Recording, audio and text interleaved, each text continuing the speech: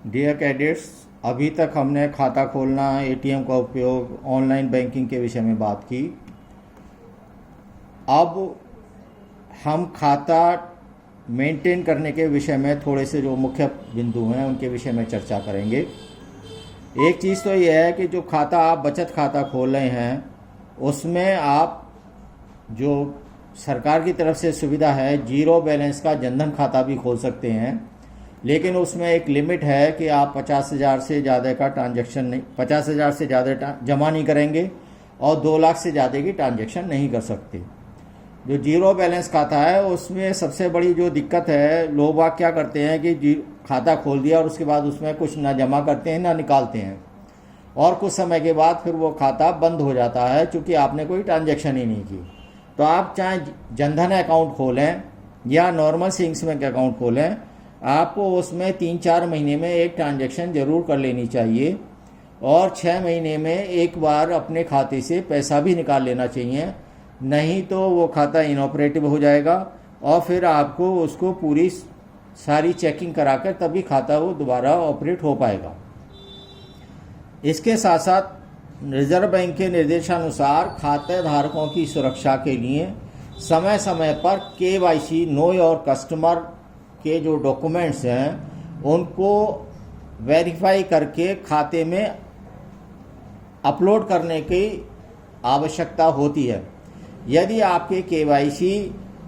समय से अपलोड नहीं किए जाते हैं तो आप खाता ऑपरेट नहीं कर सकते, खाते का संचालन नहीं कर सकते। KYC के लिए बैंकों में लिस्ट दी हुई होती है, एक ID प्रूफ चाहिए, एक एड्रेस प्रूफ चाहिए, और जो सर्वमान्य है वो यही है कि आप अपना पैन कार्ड और आधार कार्ड दोनों दें, जिससे कि आपका किसी तरह की अगर गवर्नमेंट की तरफ से सुविधा मिल रही है तो उसमें भी दिक्कत ना हो। और दूसरे जो चीज़ें हैं वो ये हैं कि जो स्टूडेंट हैं वो अपने कॉलेज का आई कार्ड दे सकते हैं, कॉलेज वेरीफाई कर देगा कि हाँ आप उनके स्टूडेंट हैं। जो गवर्नमेंट एम्प्लॉई हैं वो गवर्नमेंट का आइडेंटिटी कार्ड दे सकते हैं, और जो पब्लिक सेक्टर के एम्प्लॉइज़ हैं वो पब्लिक सेक्टर का या वेल नोन कंपनीज़ हैं, एस्टेब्लिश्ड कंपनीज़ हैं, उनके एम्प्लॉइज़ अपने कंपनी का आई कार्ड दे सकते हैं।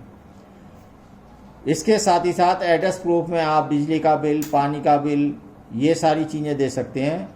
लेकिन फिर भी जो यदि आप अपना पैन कार्ड और आधार कार्ड देते हैं तो वो आपके लिए भविष्य में भी सुविधाजनक होगा। पासपोर्ट भी दे सकते हैं आप अपना, जो पासपोर्ट इशू किया हुआ है गवर्नमेंट ने या पासपोर्ट ऑफिस ने, उसको पासपोर्ट का नंबर भी दे सकते हैं, उसकी कॉपी दे के भी आप अपना KYC पूरा कर सकते हैं।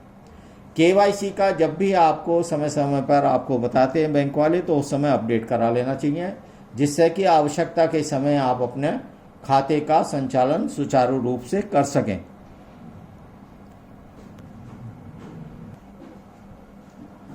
एक जो खाते के साथ सबसे मुख्य बात है और बैंक वाले भी मांगते हैं आपसे, आप अपना मोबाइल नंबर ज़रूर रजिस्टर कराएं। उसका कारण यह है कि मोबाइल नंबर रजिस्टर कराने से जब भी आप कोई ट्रांजैक्शन करते हैं तो उसमें आपके पास मैसेज आ जाता है, ATM से निकालते हैं या कुछ आपका जमा होता है, आप पैसा निकालते हैं तो आपके पास मैसेज आ जाएगा, जिससे आपको ये पता लग जाएगा कि आपने ये ट्रांजैक्शन की है। यदि कोई गलत ट्रांजैक्शन होती है, आपने नहीं की है, तो उसका मैसेज आपके पास आ जाता है और आप बैंक में उसको सूचना दे सकते हैं कि ये ट्रांजैक्शन मैंने नहीं की है, इसको चेक किया जाए। इसी तरह से ईमेल ID भी अपना रजिस्टर कराएं, और उसमें जब भी आप इंटरनेट बैंकिंग की या कोई NEFT वगैरह से आपके खाते में पैसा जमा होता है तो उसकी सूचना आ जाती है। मोबाइल नंबर रजिस्टर कराने के साथ साथ आपको SMS अलर्ट की सुविधा भी लेनी होती है, जो बैंकों के अलग अलग चार्जेज हैं उसके हिसाब से वो देते हैं। अगर आप SMS अलर्ट की सुविधा लेते हैं तभी आपके पास SMS से इन्फॉर्मेशन आएगी जमा करने या निकालने की। यदि आपने वो सुविधा नहीं ली हुई है तो नहीं आएगी।